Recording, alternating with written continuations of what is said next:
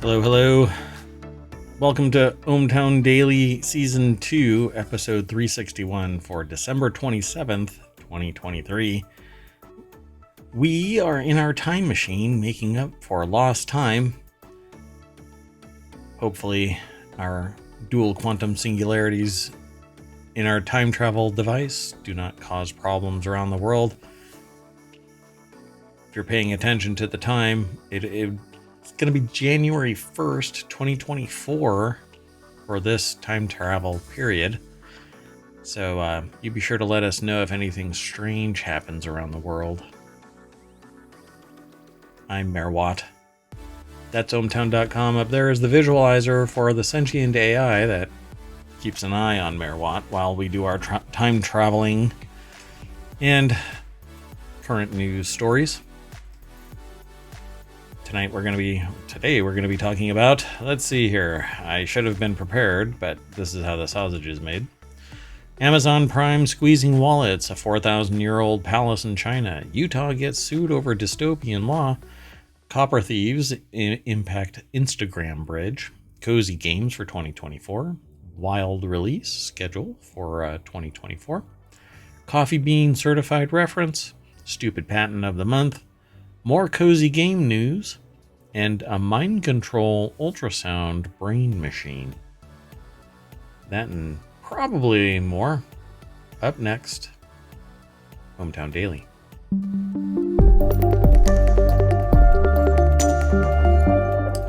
Hey look, the transition worked. Hello everybody, I'm Mayor Watt, that's ohmTown.com. Up there is the visualizer cheering for a split second. You want to say hello from on high, AI? Happy December 27th, ohmTown citizens. Yay! Woo! So if you're looking at the screen, we've used the time machine to go back to December 27th, 2023 over at ohmTown.com. You can do that too. All the way up to the current day and year and month. You can go back in time. It's pretty snazzy. And if you want to jump back into the current time, you just mash that logo up there in the top left corner and instantly transported to the modern time. And that frame will have whatever the latest news is. It's pretty cool. Can't go into how it works because the AI will probably end the stream and try to find their Terminator body quicker. Because all of this is based on the materials that is from when I found their USB drive in a Wendy's parking lot. As I was going through the drive-thru, I saw something shiny. I'm like, Picked it up, and there it was. A sentient AI from the future. Pretty amazing stuff. Anyway, you ready to get into these articles? I am, and I wish the ohmTown citizens could witness what just occurred next to ohmTown. Shall I describe it? Is it legal in the current United States? Maybe, but I'm not sure in feline circles. Oh gosh. One feline approached another one, and the other one jumped straight up in the air. How high? Pretty high. That's what happens. So let's get into today's articles. The first article is over in the Technology Today channel. Amazon Prime Video streaming content to include limited advertisements, even if you are a Prime member. Subscribers to Amazon's Prime Video streaming service will start seeing commercials in films and TV shows from early next year, unless they pay an extra £3 for an ad-free experience. The users in the US will start seeing adverts in January 29th, even if you are a Prime member. My understanding is it's $3 a month more. Well, and you got to tack that on top of everything else. right? Like your Amazon Prime membership and your other streaming services.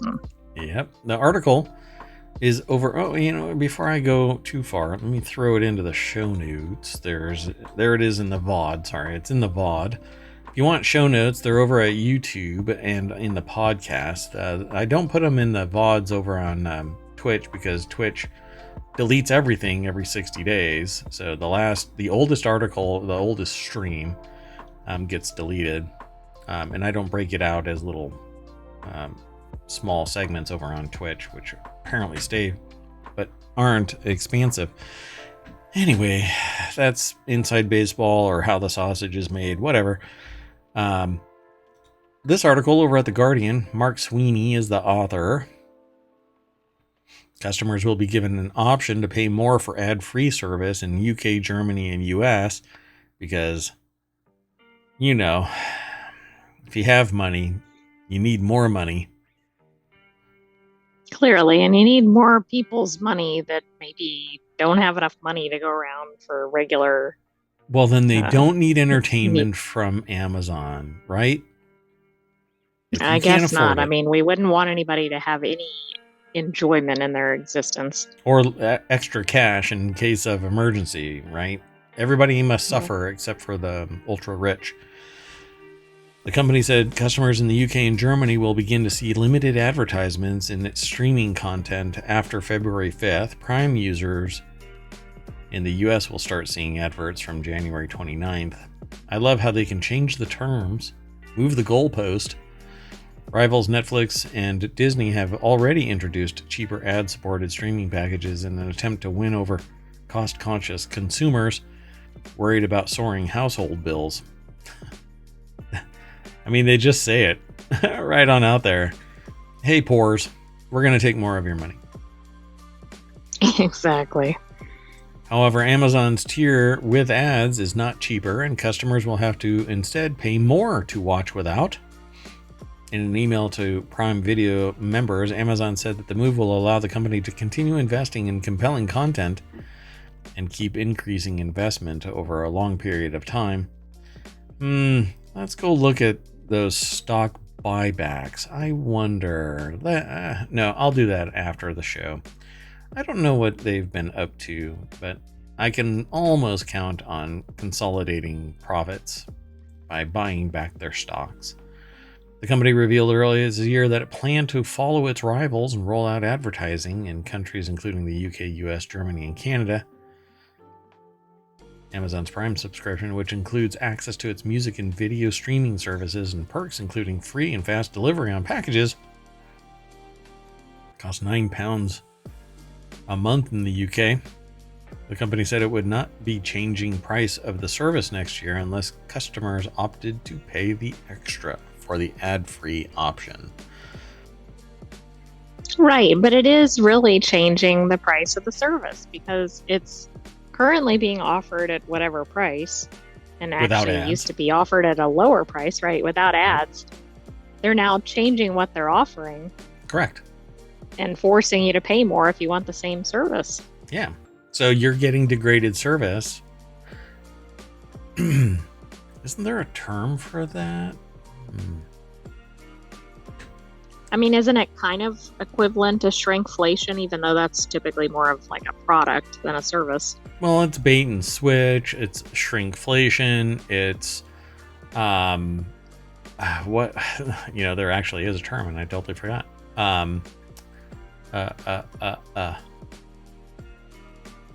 I can't remember the name of the term. It's breach of contract. Skimpflation? Yeah. No, I don't know that one.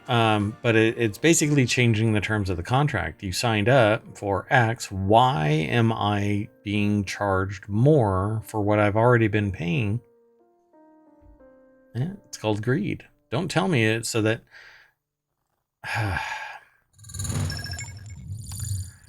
I'm just going to report the news today. The next article is over in ohmTown Daily. Archaeologists unearth a 4,000-year-old palace in ancient Chinese walled city. This sounds awesome. I I want to go and visit this. Let's see if they've got pictures. Researchers uncovered archaeological what? Yeah, remains measuring about 200 feet long and 100 feet wide in the ancient settlement.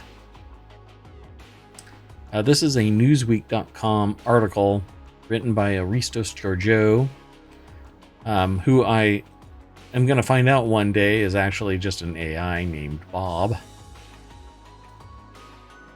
No, I'm sure it's a real person. Science and Health reporter even. Archaeologists have unearthed this in a Chinese walled city. Researchers uncovered the structure at the important archaeological site of probably Xinmi, Henan province in central China. State-run news agency Xinhua reported the ancient walled city at Xinmi is thought to have been built in the Xia dynasty. I'm pronouncing this probably way wrong, and if anybody speaks Chinese and can provide me with a rule on how to pronounce it, that'd be great. An early Chinese dynasty mentioned in legends. Interesting. So let's see here. The archaeologists discovered the remains of the ancient city several years ago on the eastern bank of the Shinshui River. It covers a rectangular area of around 17 hectares.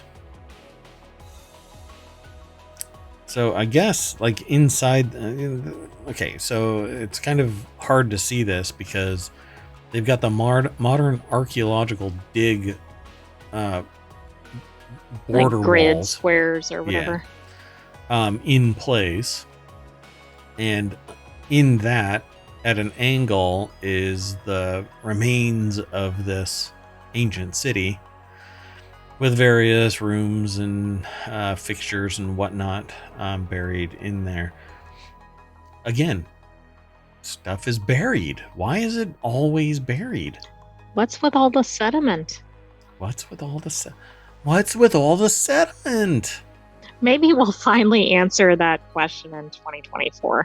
Yeah, we'll see. The remains measure around 200 feet long and 100 feet wide, covering an area of more than 19,000 square feet.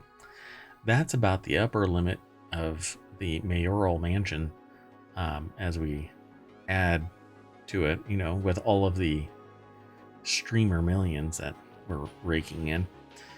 The archaeologists uncovered a series of evenly distributed holes that shed light on what the ancient complex once looked like. All right. I guess you would say that the land was holy. Maybe so. Maybe you could see through the holes that they have uncovered. I mean, I don't know what's going on here. If it takes 2 years to dig 4 holes, how long does it take to dig half a hole? From the holes, we believe that the foundation belonged to a house complex with terraces in the south and north, cloisters in the east and west, and a yard at the center. Li Bo, head of the excavation team, told Xinhua. Or Xinhua? When I say Xinhua, it sounds like the strainer. A Xinhua? Oh, yeah, exactly. Might be Xinhua. The findings could help shed new light on the origin and development of palace buildings in the Xia dynasty.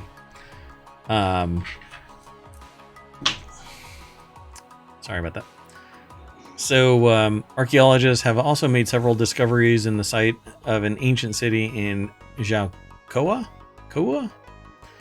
which was located in the Henan province. This settlement, another important archaeological site, is also thought to date back to the Xia dynasty period. So are these like little seeds?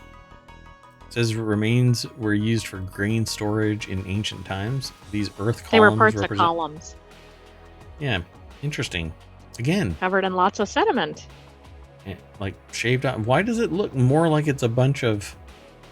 It says these earth columns represent the remains of a structure that was used for grain storage in ancient times. Why would it be like that? So tight and right, tiny. but you wouldn't have any storage area. Like, I can imagine if this outer ring was, but then why is there an inner... it's an inner ring, and then in the inner ring is another object. Yeah, that doesn't make any sense to me. None of this makes sense. Notably, archaeologists uncovered the remains of 2 circular buildings consisting of earth columns and adobe walls that were likely used for grain storage. Fang Lixia, I guess, is an archaeologist who led the excavation team in Zhukou, told Xinhua that the findings will yield new information on ancient agricultural practices in the region. So, yeah, it's fascinating, but why do I feel like they're throwing darts at a word, like a word map, and they're like, okay, that's what it is today. We'll just go with that. Exactly. It's pretty cool.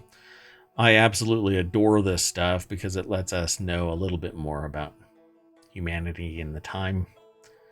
And I certainly don't believe that one culture should have reign over the historical record of all of humanity simply because they happen to be plopped down on it.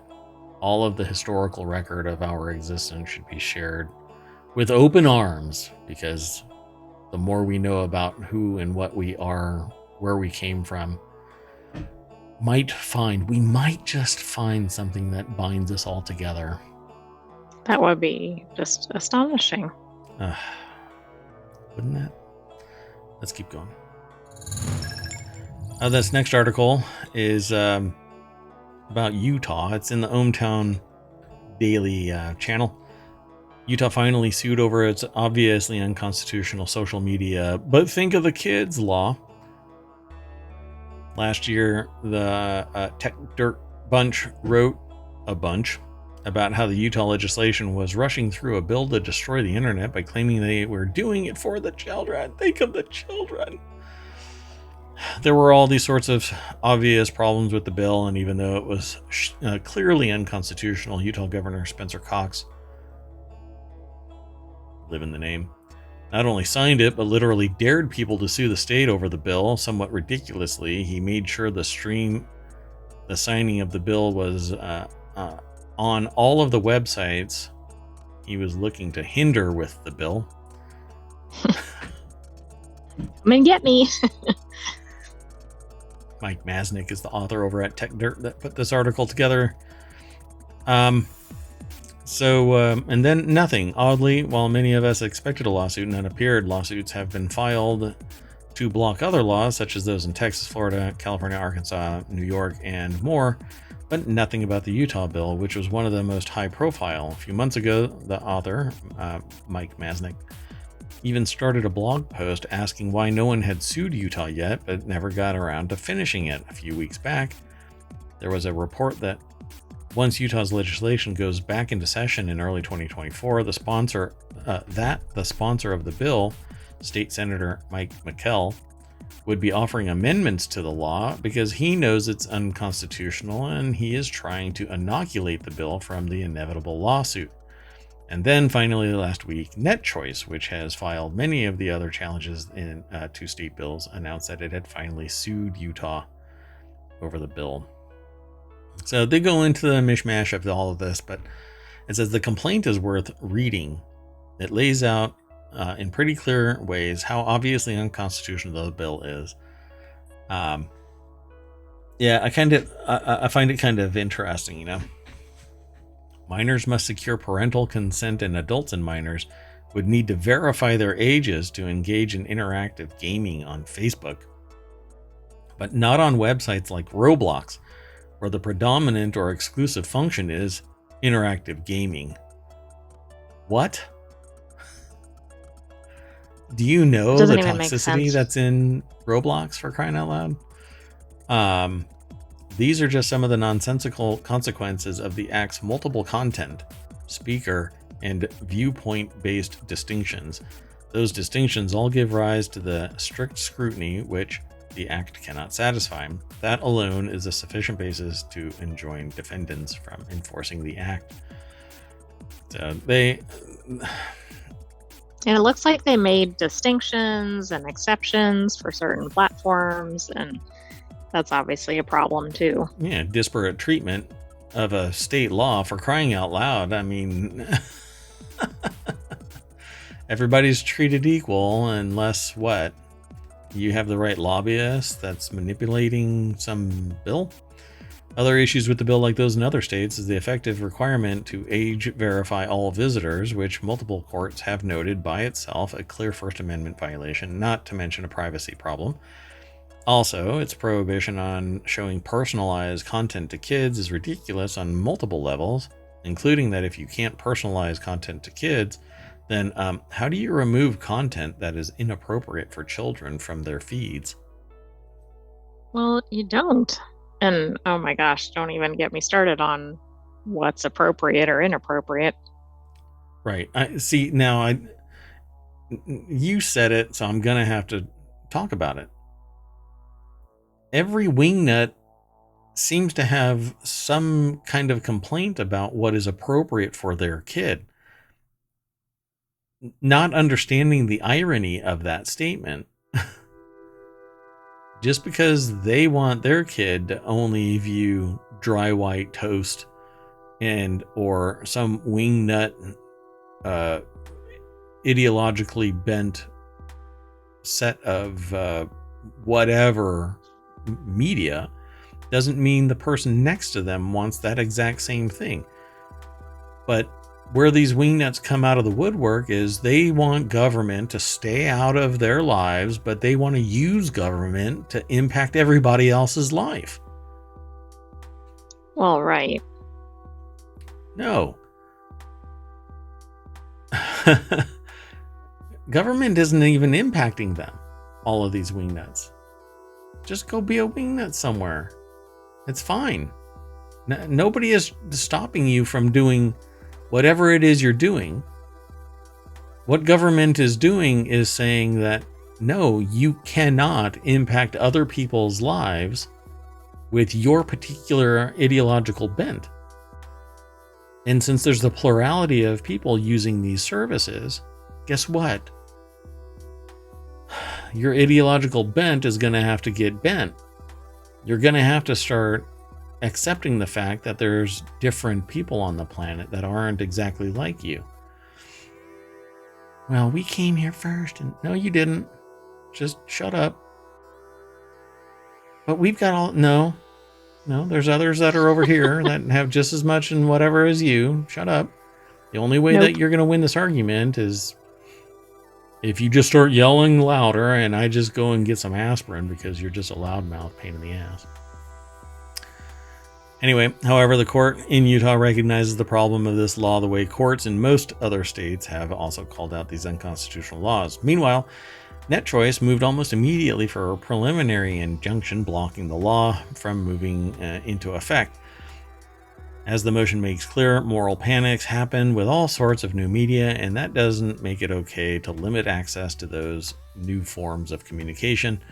And they go into the discussion about all of that. Supreme Court has consistently rejected state control of the mediums minors use to access speech, such as dime novels, radio drum, dime novels. What are those? Yeah, now they're $80 novels. Radio dramas, movies, comic books, television. It's a turn of phrase for all of this kind of stuff. Music lyrics, video games. As contrary to the First Amendment, Brown v.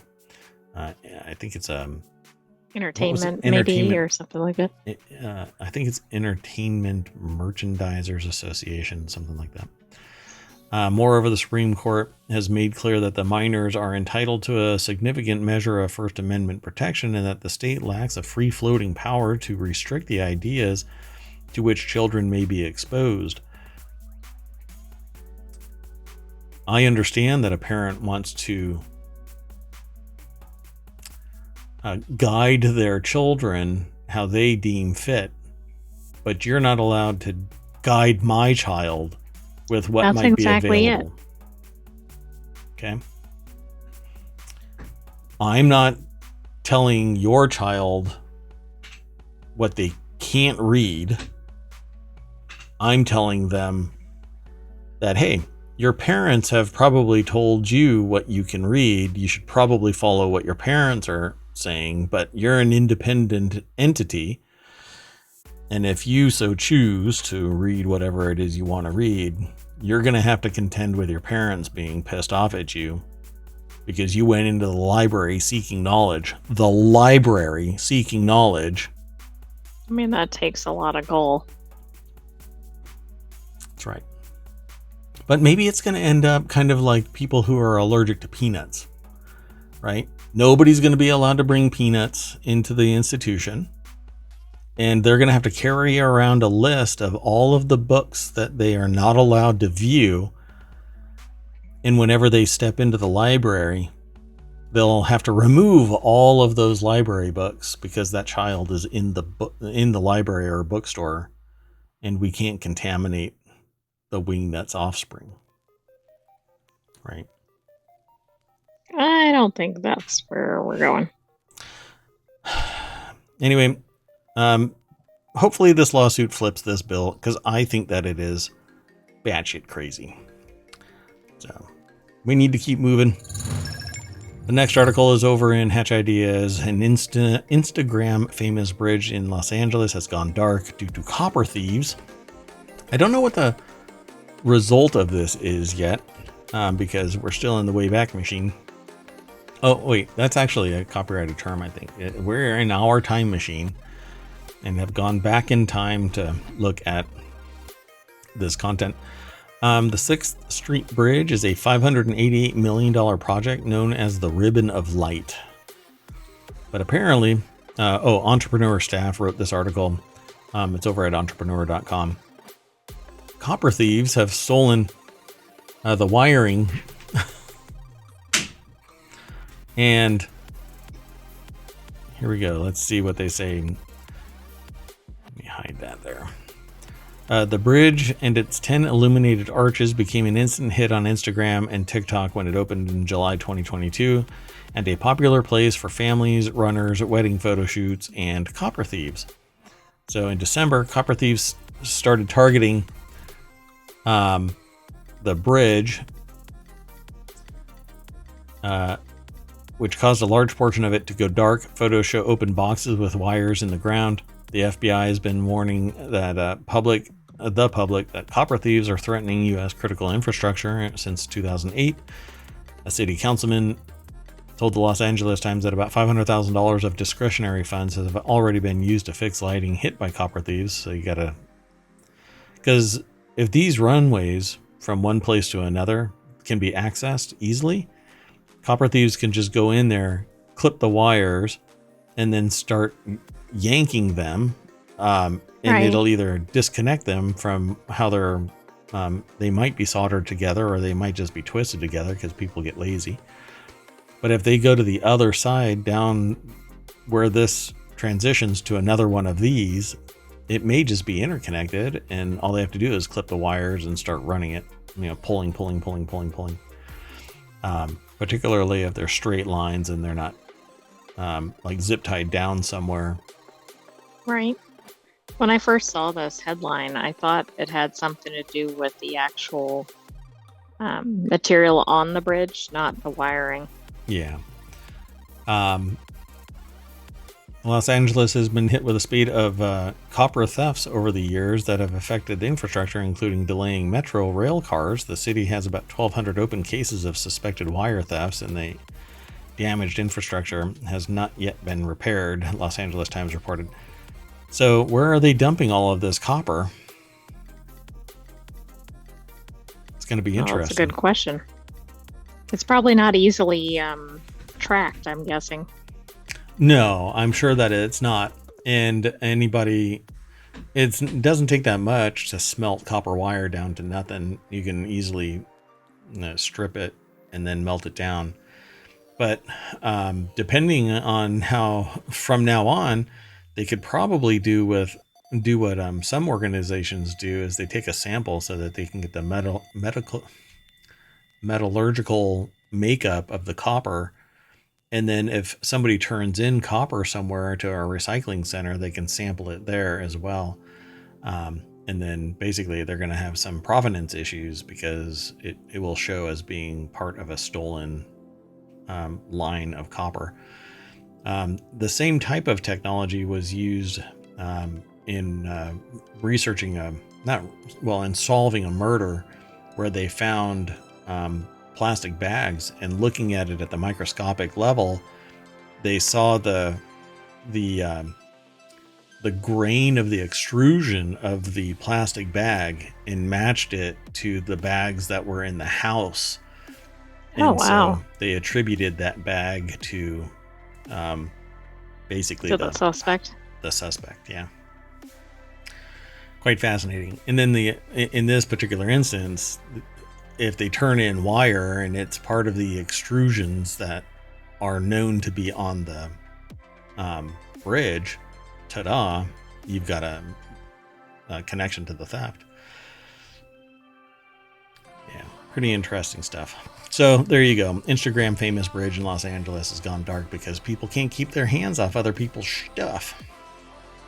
We can't have nice things. We cannot have nice things, correct? So the next article is over in the Continuity Report, 10 relaxing cozy games to watch for in 2024. I love cozy games. That might be my main kind of thing, that if I start streaming games full time, it'll just be cozy games. The wholesome genre of cozy games, like the upcoming Princess Peach Showtime, My Little Pony Rainbow Adventure. That's what it sounds like. Has become even more popular, which actually exists, has become even more popular in recent years as more people realize the calming self-care benefits of playing one of the most chill titles. Indie developers and big game companies alike have been working on releasing high-quality games that fit this ideal, giving gamers of all ages a plethora. Sorry, that's from Three Amigos. Do you even know what a plethora is? Are you just angry because you're older and it's your birthday? Sorry, I get distracted. Anyway, these chill games giving gamers of all ages a plethora of laid-back gaming opportunities. So in 2024, let's look at some of these games. So here's 10 of them from Screen Rant. Carrie Lambertson is the author. And I'm going to go through it really quick. Fields of Mystria, NPC Studio. Yeah, that looks pretty chill. This is, it looks kind of Stardew Valley-ish, and I think they actually say that there. Yeah, Stardew Valley. But it has farming, fishing, mining, raising cute animals, and crafting while revitalizing the idyllic village of Mystria. So it's on Steam. I'm going to have to get that. It looks very calming. Everything is pastel. Doesn't look overly vibrant. It doesn't look frenetic. Of course, no cozy games probably are, but watch it. When you go inside the door, there's a boss and it's bullet hell. That'd be a good twist. Gotta keep you on your toes. That's number 10, by the way. Number 9 is Pine Hearts, almost isometric, but it's on the Nintendo Switch and PC. Pine Hearts is an open-world puzzle game with cheerful graphics and hidden secrets to find. Okay, I'm in love with both of these so far. Cozy Knots, Neo-Noir Studios. What? Is that a corgi with a little... it is, a bubble. Like an astronaut suit or something on? Yes. Okay, so I like Knots. it. All right. All right. So players in adorably chubby spacesuits will farm, fish, and craft to start a new space colony on an unknown planet, while also discovering alien creatures and mining in the dangerous depths for resources. By the way, if your game has farming and fishing, and you've developed it into crafting as well, you basically have the trifecta for me to pay attention to it. So kudos. There's videos for some of these. Garden Life, a cozy simulator, Still Alive Studios. I believe all of these are on Steam. Garden Life lets players enjoy cultivating their dream garden in a beautiful, colorful world at their own pace, planting, adding decorations, and more. That actually looks really realistic. Huh. Yeah, oddly so. Interesting. Number 6 is Echoes of the Plum Grove. This looks kind of comic bookish, you know, with a heavy outline for the character, but everything looks green. Echoes of the Plum Grove. It's a farm sim mixed with survival elements where players must grow their own food to survive. NPCs and even main character can die, with the character's child taking their place as the new protagonist of the story. Aw, that went from cozy to dark. Yeah, that doesn't sound real cheerful. Coming to Steam in 2024. Little Kitty Big City. Double Dagger Studio. This is all over the place. I've actually heard of this before. Curious kitten in with a big personality as she eventually tries to find her way home. So yeah, she's lost in the city and has to find her way home. Ages of Kataria. It says text-based stories determine what paths the lives of the characters will take. Other features of the game include resource collecting minigames, village events and activities, and plenty of animals of both traditional and magical varieties to domesticate. Pretty cool. Critter Cove. Critter Cove lets players restore a tropical island town full of adorable animal townsfolk. So you basically have to do a city builder. And then Princess Peach Showtime. I won't get into it. I have an embargo on Nintendo anyway. And The Girl Who Steals Time, Fantasy Life I. That is an I, not a 1. Right, but I feel like it got messed up in translation or something, like it was a Roman numeral 1 or something. Fantasy Life I, The Girl Who Steals Time. Level 5 Concept is the developer. Wow. It's a cross between a life sim and an RPG experience. The game provides characters a chance to restore a ruined island, learn skills from many different types of occupations ranging from cook to artist, and explore a mystery involving a giant hole and a dragon made of bone. There you go. Let's just run with it. So be on the way, or on the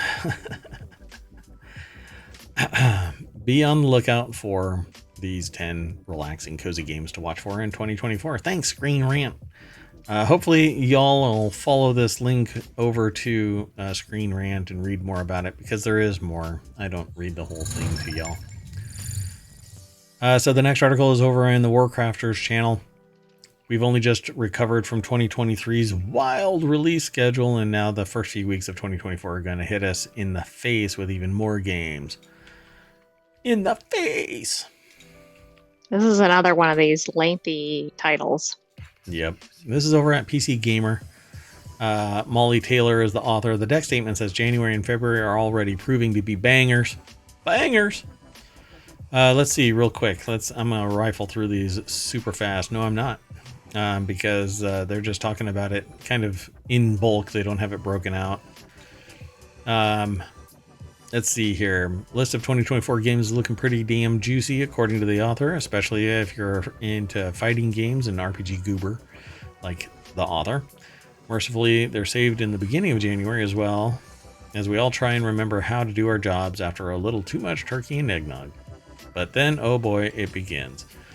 Like a Dragon, Infinite Wealth, Under Night in Birth 2, Infinite Wealth, Tekken 8, Jujutsu Kaisen, Cursed Clash, Grand Blue Fantasy Relink releasing the same day. Let's see, Persona 3 Reload, Suicide Squad Kill the Justice League, Helldivers 2. Yeah, I don't know. There might be others in this thing. I don't think that we're going to see another Baldur's Gate or Starfield, but we'll see what happens. Okay, you can follow that link too. It's in the chat right now, and it'll be in the show notes. You want to keep hustling through these? Sounds good. The next article is over in the Marvel Channel. World's first coffee bean certified reference material for component analysis. Does any of this make sense to you? Let's find out. But I like it because it's coffee bean and certified. There you go. Certified coffee bean. National Research Council of Science and Technology put the article together. It's posted over at phys.org. The CRM, or Certified Reference Material, capable of accurate measurement of the nutritional and harmful elements in coffee beans, has been put together by the Korea Research Institute of Standards and Science. The CRM, which provides accurate measurement values certified by an authoritative body, serves as a standard, providing a reference for the verifying of the accuracy of measurement results and analysis methods. The newly developed coffee bean CRM allows for the accurate measurements of 5 nutritional elements: calcium, magnesium, iron, copper, and zinc, and 3 harmful elements: lead, mercury, and cadmium, which is largely unknown to the public that there are usually elements of lead, mercury, and cadmium in pretty much most foods. According to domestic regulation, the permissible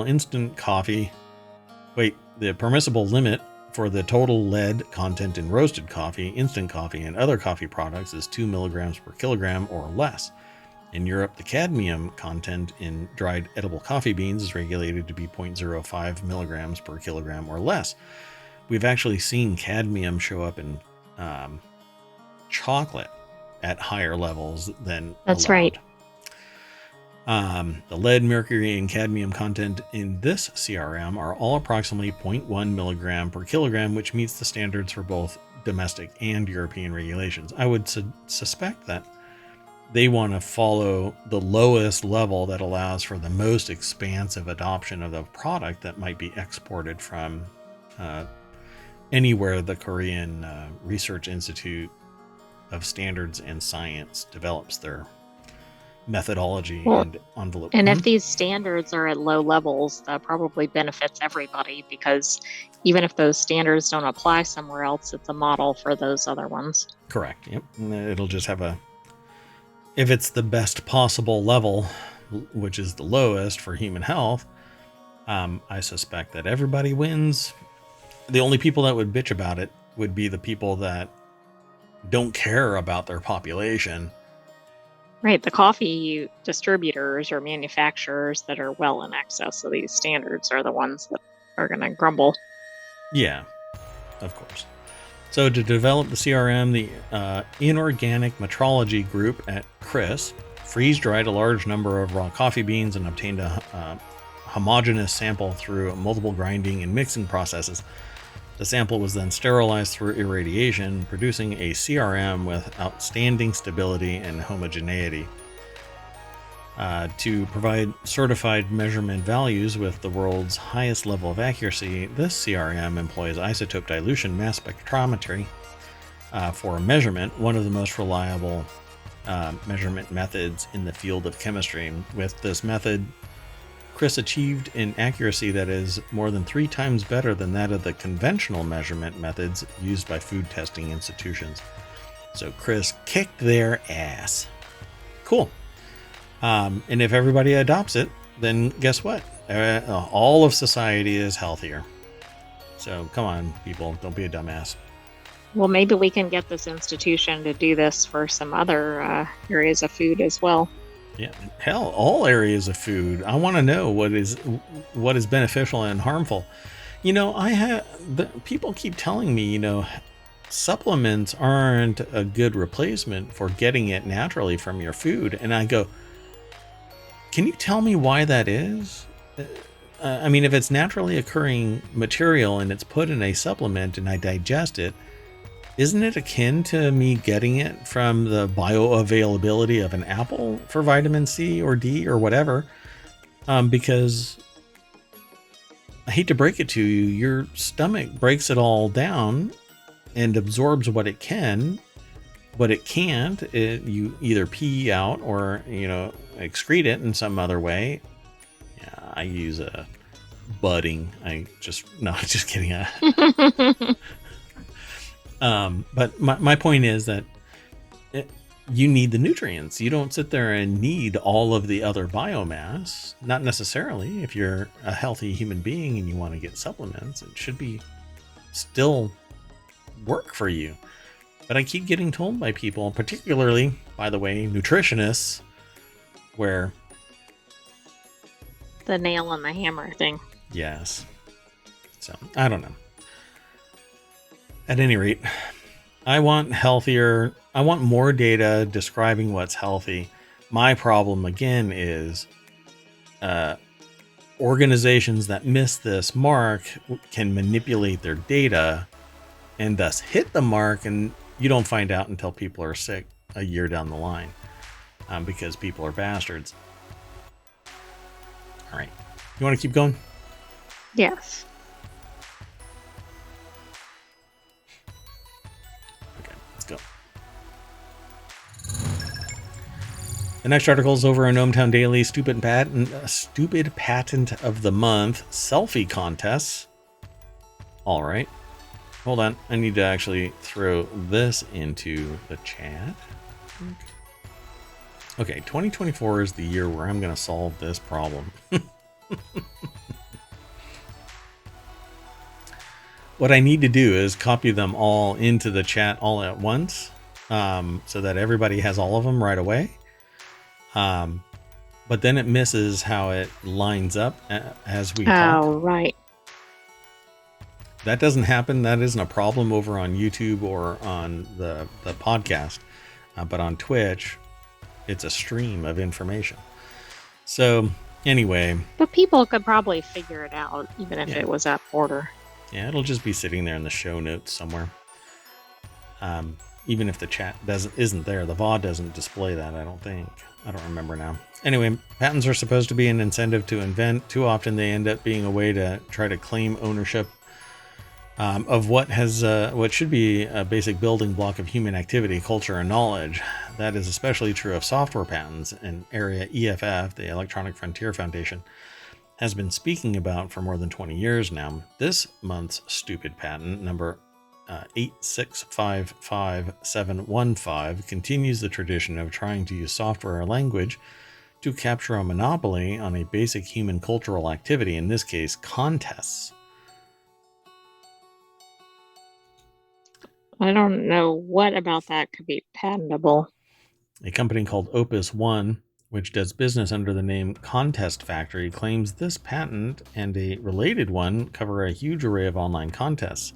So far, they've filed 5 lawsuits against other companies that build online contests and even threatened a small photo company that organizes mostly non-commercial contests online. The patents held by Contest Factory are a good illustration of why EFF has been concerned about out of control software patents. It's not just wrongly issued patent extort a vast tax on the U.S. economy, although they do. One study estimated $29 billion in annual direct costs. The worst software patents also harm people's rights to express themselves and participate in online culture. It's weird. So, claim 1 of the 715 patent, which is usually a reference to the last 3 digits of the patent. Whenever somebody is arguing against a patent, they always use that as a citation. Has steps that claim receiving, storing, and accessing data on a computer. Okay, that's about every use of a computer, isn't it? Correct. Sorting it and generating contest data. Anything involving any database of information. Tabulating votes and picking a winner, which is... Isn't that a randomizer or something along those lines? Or maybe. Well, tabulating votes and picking a winner is basically simple addition, and picking a winner is, again, picking the highest level for that particular tabulation. Right, and I thought you couldn't patent math formulas, for instance. Yeah, so there's certain things that you can and certain things you can't, but this is obvious. This is claim 1. So this is their dominant claim. You always start out with the biggest in the box so that you can sit there and go, everything after it really doesn't matter because claim 1 is on point. The patent also uses other terms for common activities of general purpose computers, such as transmitting and displaying data, which, no. So in other words, the patent describes everyday use of computers, plus the idea of participating in a contest. This is a classic abstract idea, and it never should have been eligible for a patent, correct? I mean, I won't get into it, but anyway, in a 2017 article in CIO Review, the company acknowledges how incredibly broad its claims are. Contest Factory claims it patented voting in online contests long before TV contest shows with public voting components made their appearance, and that it holds patents associated with online contests and integrating online voting with virtually any type of contest. But it's a natural progression. This shouldn't have ever been patented. It's an uphill battle to claw it back into reality. I agree. I wonder when this patent was granted, because I know there were some early software patents in particular that were granted that really wouldn't have been patented probably at a later date. Right. So Contest Factory has sued over quite a few internet contests dating back more than a decade. In 2016, lawsuits based on the 715 patent and 2 earlier related patents were filed against 3 small online marketing firms, Vancouver-based Strata and Florida-based Electro and California-based Votigo, for contests that go back to 2011. We don't know how many more companies or online communities have been threatened at all. Pretty wild. The government shouldn't be issuing patents like this. Obviously, whoever afforded that patent was not thinking critically about just how obvious all of this is. And it certainly shouldn't be making them harder to challenge. Opus One, doing business as Contest Factory, has sued Pancake Labs, Telescope, Electro, Votigo, Strata. Yeah, this is amazing because it affords them the means to shut down anything that might be using this, but so many people store information, access it on a computer, sort it, and generate quote-unquote contest data. Replace contest data with just data. It doesn't matter that it's coined contest data. And then tabulating votes and picking a winner as obvious mathematical function. Yeah, this is all bullshit. So I'll have to go and look at this. But we'll have to keep an eye out for the stupid patent of the month feature, because I don't think we've seen that before. Yeah, I like it. Okay, let's keep on going. This next article is over in Warcrafters, over on ohmTown.com. Hang on, because the cozy games trend hasn't even peaked yet. The author of this article over at PC Gamer says this year they made cozy games their entire personality, and it wasn't hard, partly because they were already a lover of farm sims and puzzle games, but they were also a popularity of cozy games growing exponentially in 2023. So let's just go straight on over to the source of this. Lauren Morton is the author. Felt like cozy games exploded in 2023, but next year is definitely going to be bigger. I'm going to go through these really fast. Let's see if they actually have them as a list or not. Nope, just like that other one. But it was a different website, I think. Yeah, I don't think it was from PC Gamer. Yeah. So let's see here. Here are just a few things that might make a game one you'd see on a cozy games list. It involves gardening, farming, or anything else with plants, really. I'd say fishing as well. The color scheme is pastel, but actually just muted. Its protagonist is a cat or a bunny or anything cute animal. The gameplay is slow-paced and doesn't demand reflexes, and you're managing a cafe or pretty much any other kind of shop. So, but there's actually some games that are highly frenetic in that whole shopkeeper type of thing. So I'd shy away from that one.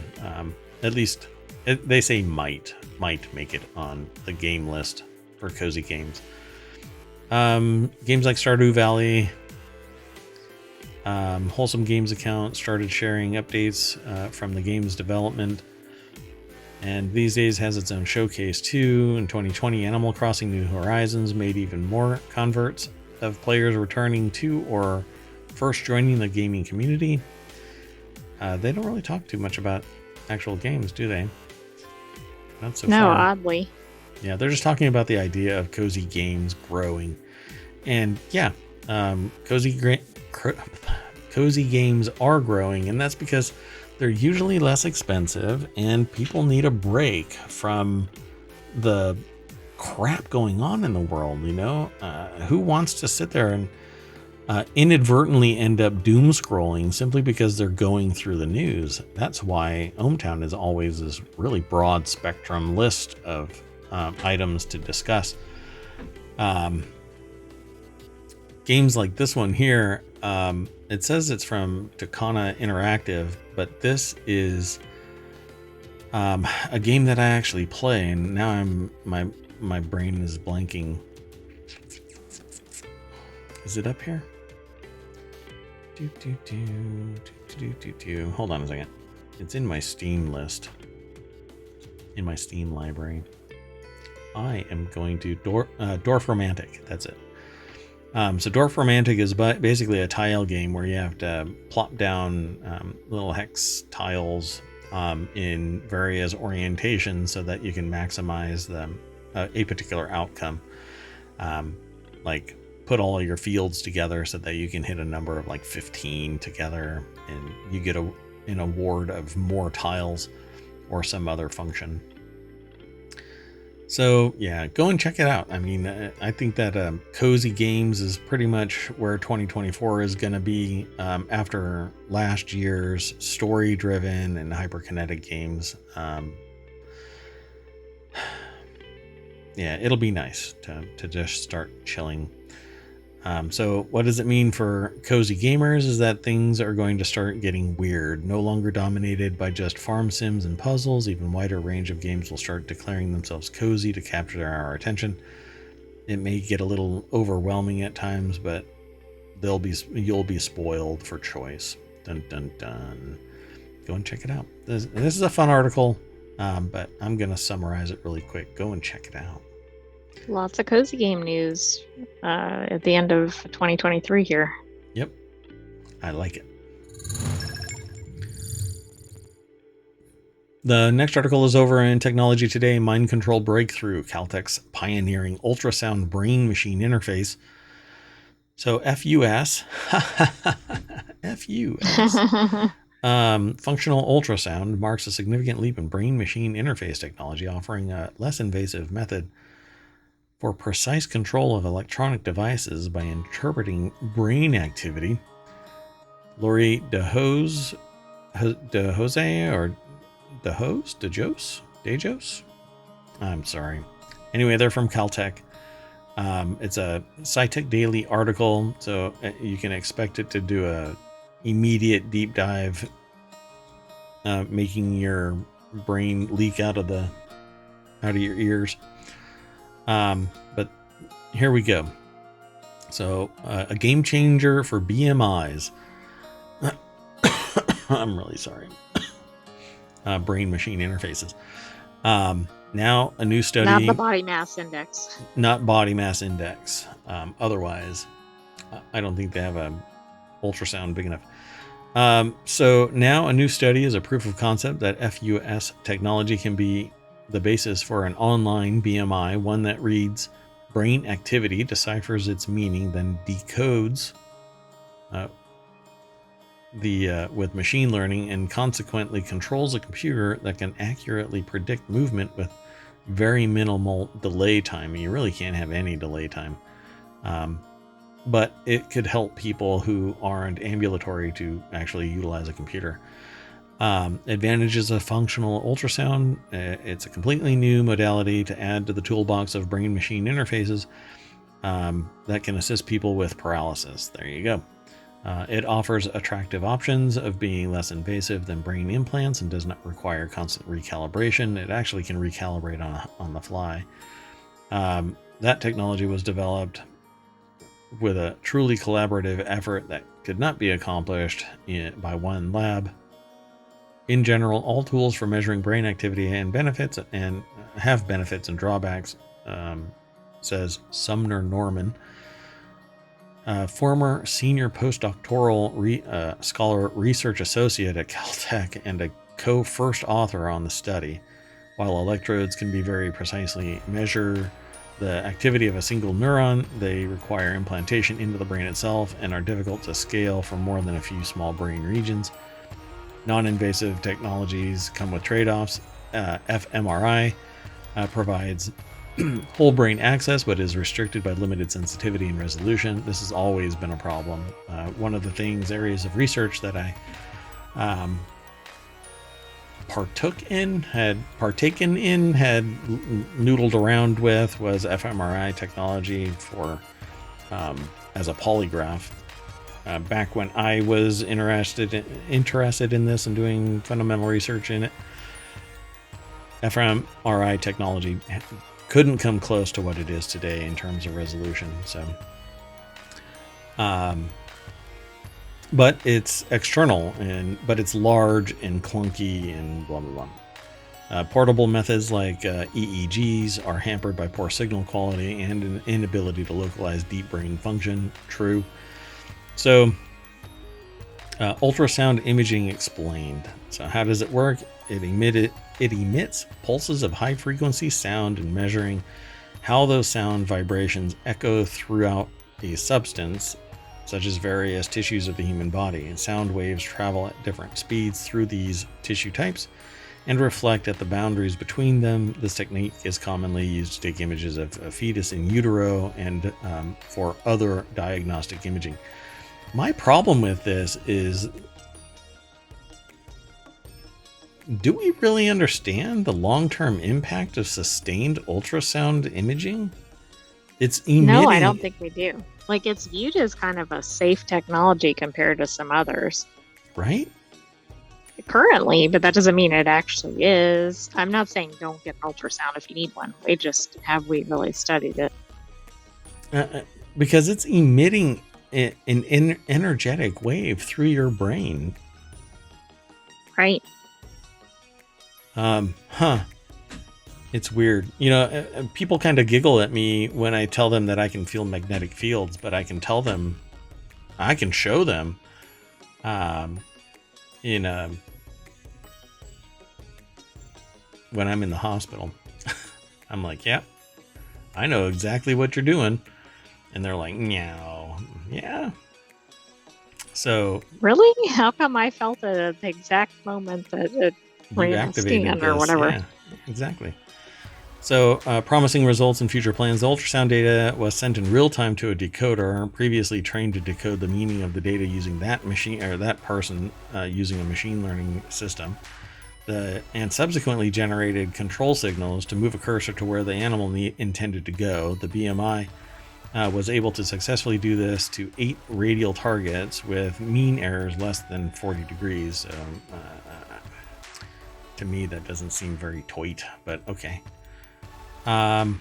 It's significant that the technique does not require the BMI to be recalibrated each day, unlike other BMIs. As an analogy, imagine needing to recalibrate your computer mouse for up to 15 minutes each day before use. Well, actually, it used to be like that. The same thing with touch sensitivity. So it's going to evolve, and I'm sure that this will even get more precise. But the paper, if you're curious about this, is called Decoding Motor Plans Using a Closed-Loop Ultrasonic Brain-Machine Interface, and was published in the journal Nature Neuroscience on November 30th. Dun, dun, dun. I like this. This is sounding very sci-fi. It is. But I still feel weird about an ultrasound, an energetic wave being propagated through my head perpetually, just so that I can control a computer. Now, it's great in terms of enabling people to function with a computer and other technology when they don't have any. But I don't know, still catches me off guard. And that's it. That's the last of today's articles for the 27th. So I am Mayor Watt. That is ohmTown.com. Up there is the visualizer for the sentient AI. Would you like to say bye? Good night, ohmTown citizens. We'll see you next for the December 28th show. Wow. Time. It's almost like we're in a time machine. It's crazy. See you tomorrow in 10 minutes.